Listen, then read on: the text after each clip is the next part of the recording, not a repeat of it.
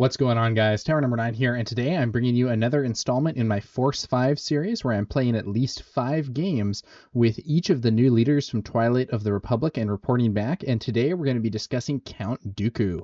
So Count Dooku, Face of the Confederacy, he is a leader who can exhaust to play a Separatist card from hand, and it gains Exploit 1. You may defeat one unit you control, and if you do, that card costs 2 resources less. When he deploys, he is a 7 resource 5/9. He has Overwhelm, and on attack, the next Separatist card you play this phase gains Exploit 3. So that's a pretty interesting ability. The exploit keyword allows you to potentially have a pretty large impact in terms of getting things out potentially 2 turns sooner than you would be able to otherwise. And when you're attacking with him and potentially getting something exploit 3, if you have a bunch of battle droids or small units, you could be playing something for no resources in a lot of cases. But because his ability only works on Separatists, it isn't going to be effective with some of the classic cards. You're not going to be able to use this to bring out a Crate Dragon or to bring out Supreme Leader Snoke or anything like that. So he is a little restricted there, which I think is a good idea because this ability would be crazily powerful, and it would be something that would be potentially a big problem for the game if it worked on anything. It is worth noting, though, that the unit that you sacrifice with exploit does not have to be a Separatist, just the card that you are playing that will benefit from the cost reduction. Okay, so I played several games, and I was immediately drawn to Count Dooku Blue. Here's where I ended up with it. And this is after I think I ended up playing more than 5 games with this. This is a somewhat refined version with some help from others. So the Bounty Hunter's Quarry and Super Laser Technician. Shout out to Shen for suggesting that one. That was a good suggestion in my view. But the basic concept of this deck is it starts off with units that are ideally going to be able to make battle droids. You have some good 3-cost stuff, but one of the things that you really like to do is skip from 3 to 5 by using exploit. So your several turn 1 plays generate droid tokens. You have Poggle the Lesser, who can generate tokens repeatedly. The Wartime Trade Official and Confederate Courier are both units that, when defeated, create a battle droid, so you can sacrifice them with exploit and get a droid on the field, or if your opponent does something to kill them, you'll still have something on the board that you can then use exploit with. So once you have used some of these early plays to generate droid tokens, or if you're going to exploit them directly and leave the token behind, you then use Dooku's ability to bring strong units out early, and in particular the Patrolling AAT, which is a 4/5 Sentinel, and the Devastating Gunship, which is a 3/5 Grit unit in space that can defeat an enemy unit with 2 or less remaining HP when it comes in. Those are cards that I found it to be especially useful to use exploit with. Count Dooku here from all the way back in Spark of Rebellion is also a great option. Obviously, you're not going to be able to bring him out on turn 2, but making him come out at 5, for instance, can be very strong. And that's really the main time that you're going to be using your leader ability, is to get one of these plays out early, though there are other situations where you might use it just for some extra efficiency. And it's worth noting, none of these cards have exploit by default. There are a lot of cards in the Separatist faction that already have exploit, but I personally think Dooku's ability is best when it's being used with something that doesn't have exploit.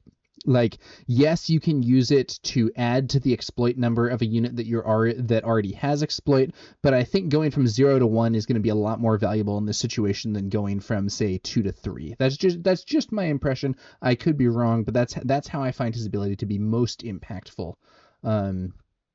Now, this deck has some other cool plays. So one of them is Choose Sides. This is a card that's been going around for a while. Choose a friendly non-leader unit and an enemy non-leader unit. Exchange control of those units.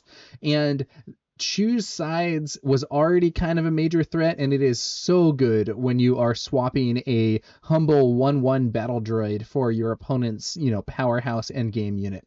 So this deck, I think, might be one of the best at making use of Choose Sides that I've seen, just because it's so easy to take to generate battle droids here, and then you have an ideal target for Choose Sides.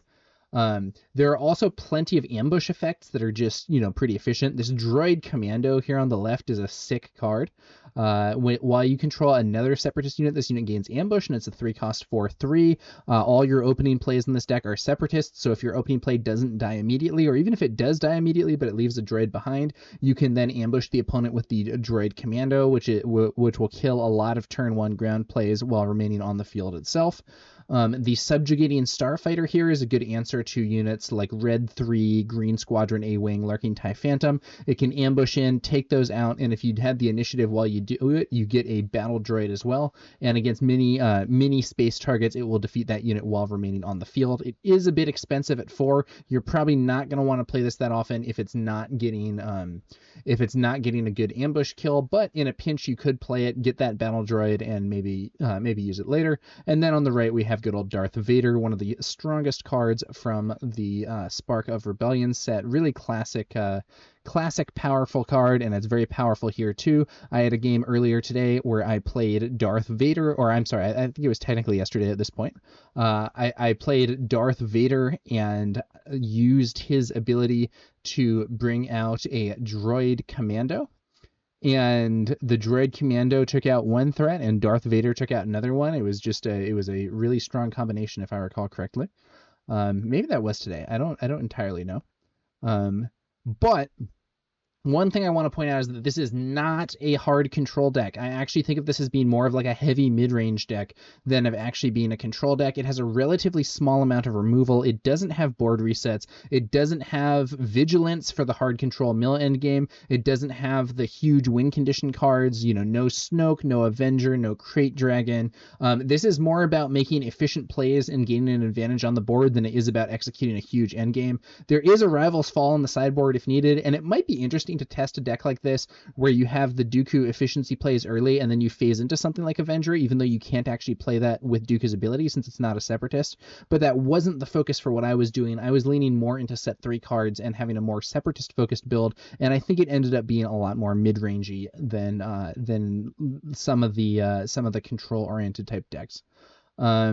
So that is one important caveat that I want to give. And I know that, Dooku is a 7 resource leader, and I know that in general, more expensive leaders tend to be more control-y, but at least for me, this is kind of a mid-range efficient plays type build more than it is a let's bring out control stuff and just wipe people out and try to prolong the game as much as possible.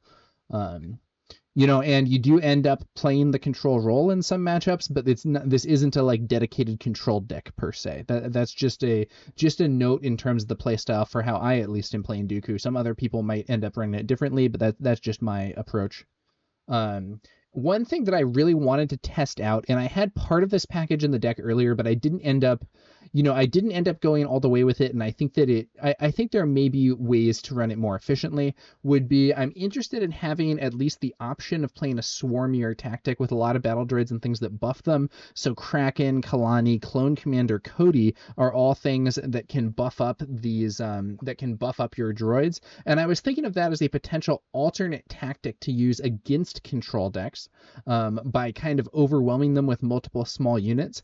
And that seems like something that could be strong in theory, and I do still retain Kraken in the sideboard for that plan, but to be honest, I haven't tested it that deeply, and I'm curious to see whether or not that might work, or even whether a more swarm focused approach in general might be successful. I don't know for sure. That's something that I'm definitely interested in, but I feel like there's still a lot of room to kind of test and refine this build.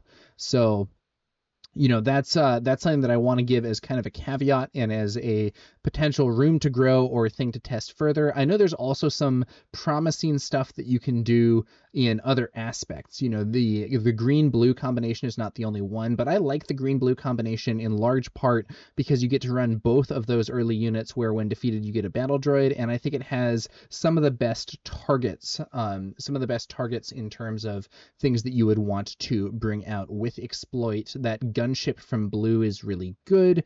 Green doesn't have as much of the super heavy endgamey type stuff, or things that are really, really strong there. But if you're going for that swarm game plan that I was just discussing, there's a bunch of stuff, and you're kind of locked into green anyway because it's Dooku's aspect, So that's the build. I'm curious to know what do you guys think? Do you think this is a good way to run Dooku? Have you figured out a way to combine the swarm tactics and the kind of heavier stuff into one build? My ideal would be if there was some way to run it so that you could easily use the swarm tactics against like hard control decks that have a lot of 1-for-1 removal, and at the same time you could go for a more standard game plan against maybe a more aggro deck or whatever, where you're going to ramp into that AAT and slow them down, or you're going to bring out that gunship and really trip them up or whatever.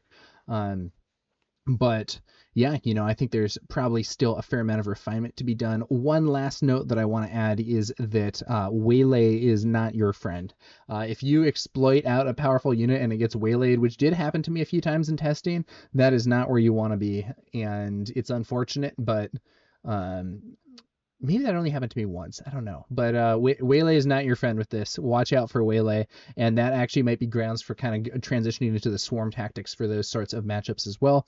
But I think overall it's a pretty cool deck, and I think it's a fun way to engage with that new exploit mechanic.